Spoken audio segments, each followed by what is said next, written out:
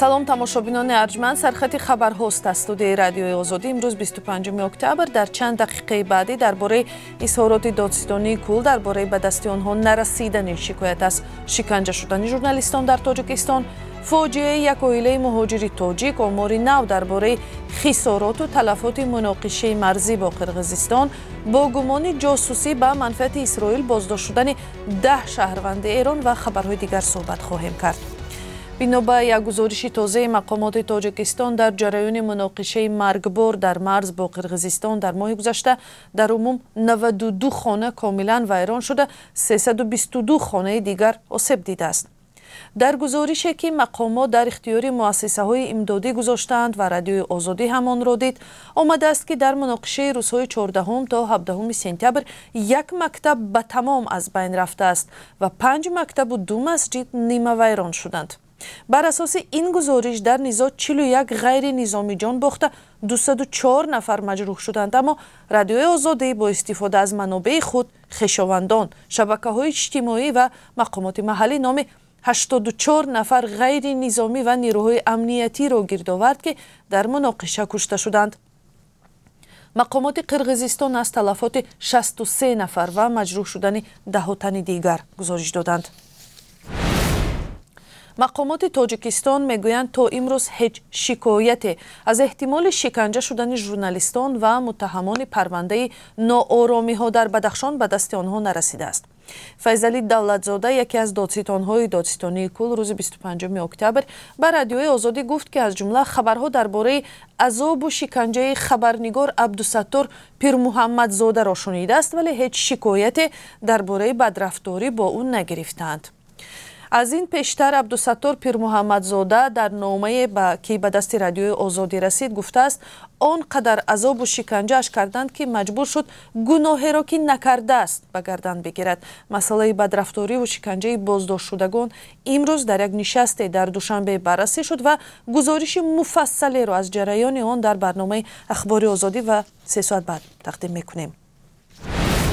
дар шаҳри Екатеринбурги Русия хонаводаи як муҳоҷири кории тоҷик баъди як фоҷиа сахт муҳтоҷи кӯмак шудааст.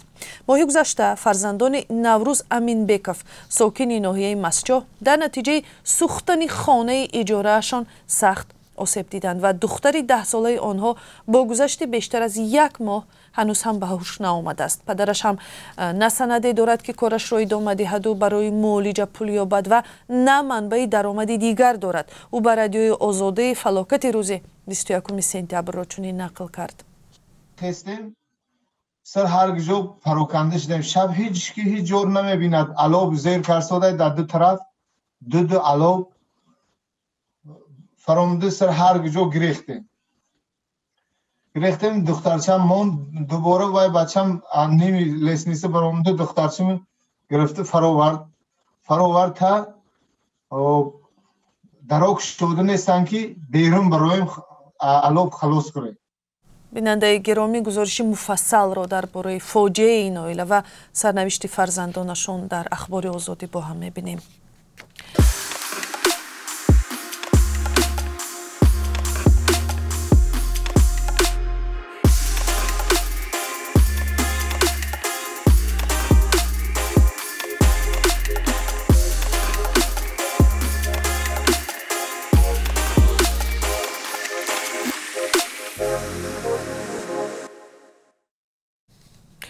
оҷонсии байналмилалии энержияи атомӣ барои фиристодани нозиронаш ба Украина омодагӣ мегирад. Русия иддао кардааст, ки гӯё Украина қасд дорад аз бомбаи касиф истифода барад. Украина ин иттиҳомҳоро рад карда аз оҷонсӣ хостааст, ки нозиронашро барои таҳқиқи 2 муассисаи атомӣ ба он кишвар фиристад.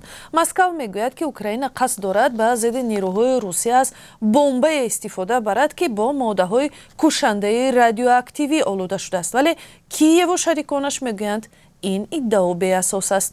ҳукумати Украина аз оҷонсии байналмилалии энержияи атомӣ дархост кардааст, ки барои собит кардани иддаоҳои бардурӯғ нозиронашро ба 2 таъсисоти атомии Украина фиристад.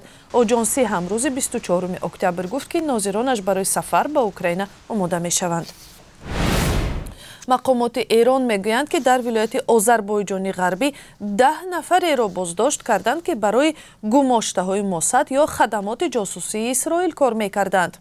додгоҳи Эрон дар ин бора рӯзи 24 октябр хабар дод, вале ному насаби боздоштшудагон ва ҷузъиёти дигарро нагуфт. ба қавли додгоҳ 4 нафари онҳо ба ҷинояте муттаҳам мешаванд, ки ҷазои он ҳукми қатл аст. ба гуфтаи мақомоти додгоҳӣ, ин афрод бо ҳидояти мустақими Мосад нерӯҳои амниятии Эронро шиносоӣ мекарданд ва мехостанд иттилооти шахсии онҳоро аз роҳи одамрабоӣ, таҳдид ва латукуб ифшо кунанд. исроил чун ҳамеша ин гуна гузоришҳоро шарҳ намедиҳад.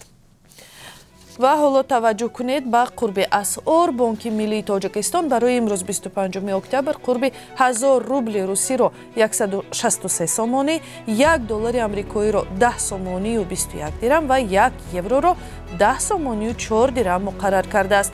дар бонкҳои тиҷоратӣ қурби пули хориҷӣ метавонад дигар бошад.